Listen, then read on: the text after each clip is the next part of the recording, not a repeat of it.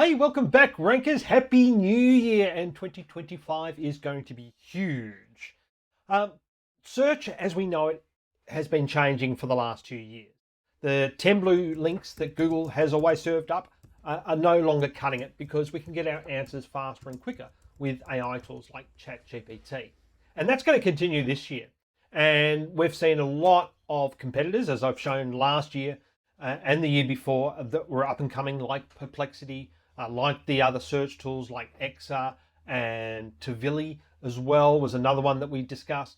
And all of those search tools get embedded in all sorts of different search tools.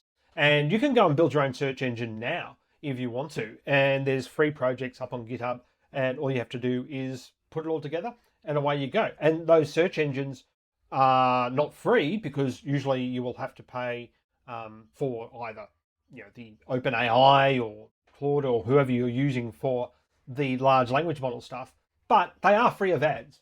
So you might have a small cost associated with token use, but there's no ads on those.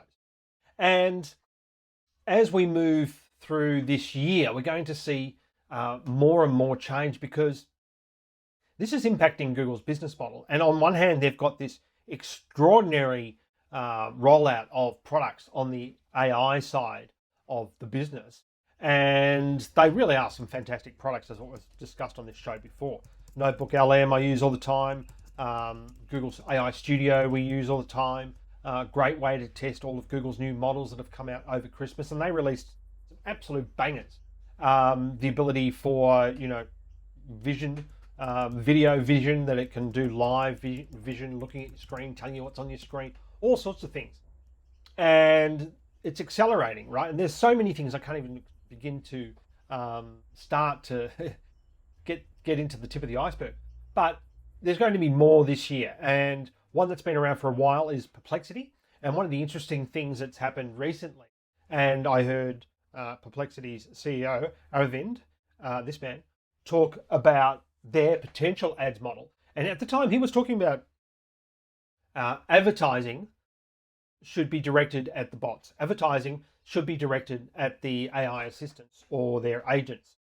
And that, I thought, was a really good thought experiment of something to explore, because as I've written about in my book, in case you haven't read it, you can also listen to it for free right now on Google Play at this URL. One of the things he was talking about is this, why does the user need to see the advertisement if the user is taking advice of the AI assistant or its agents? And I think that brought up a really good point and worth exploring. So they've since launched their ad product, and the screenshots I've seen so far I don't know if they're real, but they don't seem that exciting. I was expecting a little bit more of an experience in all of this, like something to say, these people have paid for this result, but you may want to check them out because they have this, this, this, and this. Anyway, it's only available in the US at the moment. And Google AI team have got their own amazing search tool, which I was trialing an open source version of this. Essentially, it's a search research tool that basically you give it a task and it will go and research for you. Now, because it's Google, it's got the best data out there, and it just goes off and does research on your behalf using Google. And that's going to be taking more traffic away from Google search. Now, people might say that, well, informational search, which is primarily what I'm talking about here, most of it, isn't going to get a lot of ad clicks, so it may not be taking revenue away from Google at all. But there is as I explain in my book, there is a multi-billion dollar market just in the, I'll check my, there is a major part of Google's revenue comes from their ads network, right? And that ads network is being affected by people using alternate search methods like OpenAI.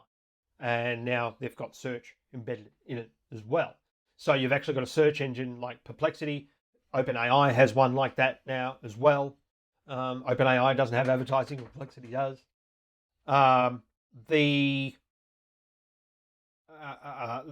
impact on Google is going to be even go further than that, though, because OpenAI is saying that they're going to release a browser.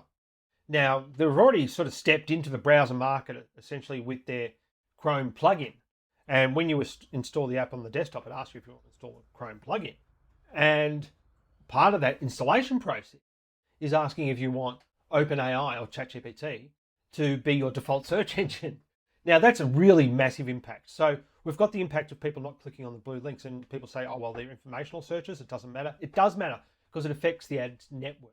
And if those publishers aren't getting that traffic, then people aren't seeing those ads on those publishing sites, and they're certainly not clicking on the publishing sites ads.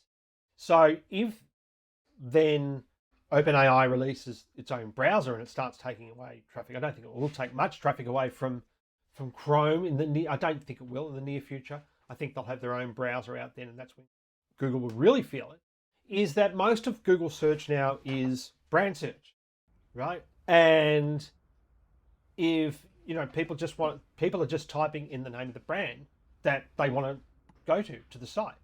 And as we've been talking about for years on this channel, that's a great way to get number ranked for anything associated with your brand, is get people to Google your brand over and over. It works every time. And you can't game it. You can for a little while, and then you get. But the key here is that's what's going to be important in the long term, by the way, for all businesses, is the brand. But people just use the Google search bar rather than type in the web address, right? So that Google bar or that Omnibox or that location box on your phone for most people is Google search, right? A lot of people don't realize that, and they actually stick Google in Google as well. But the impact of, say, people using Search GPT, OpenAI search tool, as their default search engine would be huge. But what's more impactful to Google because of this would be OpenAI releasing their own browser. That's going to be really, really massive. In amongst all this, people are building their own search engines, as I've shown. But in amongst all this, it's like, well, what happens to ads? Where does the traffic go? And currently, Google is still holding all the cards. And people, and I know myself, I will, at the moment anyway, and we've seen sales for our clients, not a lot, but we're seeing sales directly from both Perplexity and ChatGPT, where that has been the only referrer. No assisted search. It's come straight in from those platforms.